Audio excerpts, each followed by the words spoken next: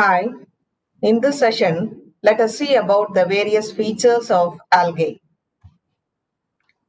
The algae are simple chlorophyll bearing plants. They may appear green in color due to the presence of the pigment chlorophyll. They are mostly unicellular microorganisms, which means they have only a single cell. Algae are heterogeneous group which vary in size, habitat. Habitat is the place where they live and the reproductive process. Algae are chlorophyll bearing autotrophic organisms. Autotrophic means that they are capable of producing their own food, and the sex organs are unicellular or multicellular in nature. The plant body of the algae is called as the thallus, and the study of algae is called algology or phycology. The common examples of algae are Chlamydomonas, Volvax, Chlorella, and Spirogyra. Algae are aquatic or terrestrial in nature. Aquatic means they can live in water. Terrestrial means they can live on land.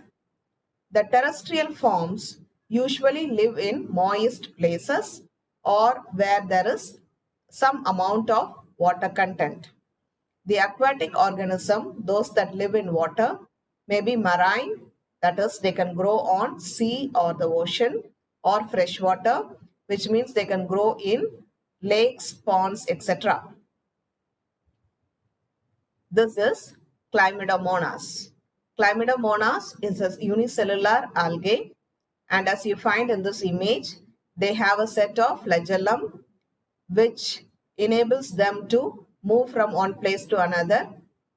Though they are unicellular, they have almost all the organelles, cell organelles, like the nucleus, Golgi bodies, mitochondria, the contractile vacuoles, the cell wall, etc. This is the microscopic structure of the Chlamydomonas. You can find that they are green in color due to the presence of the pigment chlorophyll. This is the image of Volvax. This also is a unicellular algae. And you can find here the microscopic view of Volvax. They appear green in color due to the presence of the pigment chlorophyll. This is Chlorella. It contains a nucleus, nuclear membrane, cell wall, chloroplast, that are green in color, and the mitochondria.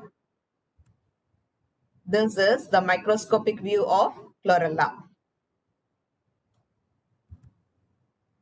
We find the image of Spirogyra here. Spirogyra is a multicellular algae. They contain chloroplast, nucleus, vacuole, cytoplasm, and the unique feature of Spirogyra is that it has a cytoplasmic strand in the form of a helix. This is the microscopic view of Spirogyra. Algae are either free living or they are attached forms. They may be free living, as we saw in the case of the Chlamydomonas or the Chlorella, or they can also be attached to certain substrates. The free living forms are called as the planktons. The planktons are of two types. They are the phytoplanktons and the zooplankton. Some of these algae are attached to certain substratum. When they are attached to a rocky surface, they are called as the lithophytes. Algae may also be attached to plants and they are called as the epiphytes. If the algae is attached to animals, they are called as epizoophytes. We can find the planktons here. You can see the movement of the planktons. The planktons are called as the primary producers. They appear green in color due to the presence of the pigment chlorophyll. These are the lithophytes. Lithophytes are the algae that can grow on rocky surface. The green colored portion shows the growth of the algae on a piece of rock. These are the epiphytes. Epiphytes are the algae that grow on the plants. We find here the brown colored portion. The brown colored portion indicates the growth of the algae, brown algae, that has grown on a twig of a plant. Epizoophytes are the algae that grow on the animals. The green colored portion indicates the growth of the algae on a turtle. Few of the algae are parasitic in nature, which means they can harm or cause damage to the host or the substrate. Some of the algae live as symbionts. Symbiosis is a relationship between two organisms where both the organisms are mutually benefited. Algae, they grow along with the fungi to form lichens. The algae may be unicellular or multicellular. Chlamydomonas is a unicellular algae and Spirogyra is a multicellular algae.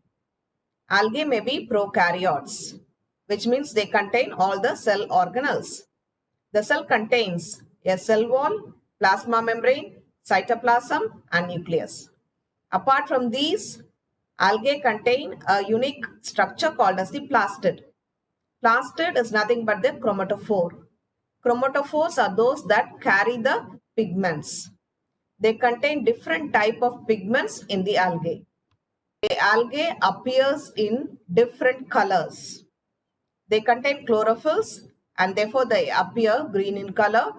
Carotenoids are there. Yellow, orange and red color pigmented algae are also available. Bilprotein, they are the protein pigments. They are of two types. They are the phycocyanin, that is blue in color, and phycoerythrin, that is red in color. So algae has different colors ranging from green to red. Some algae possess flagella and these algae are motile as we found in the Chlamydomonas. The algae are autotrophs and can prepare their own food. They can synthesize their own food from inorganic substance with the help of sunlight. This process, as all of you know, is called as photosynthesis. They reproduce through vegetative, sexual and asexual methods. Let us now look into the economic importance of algae.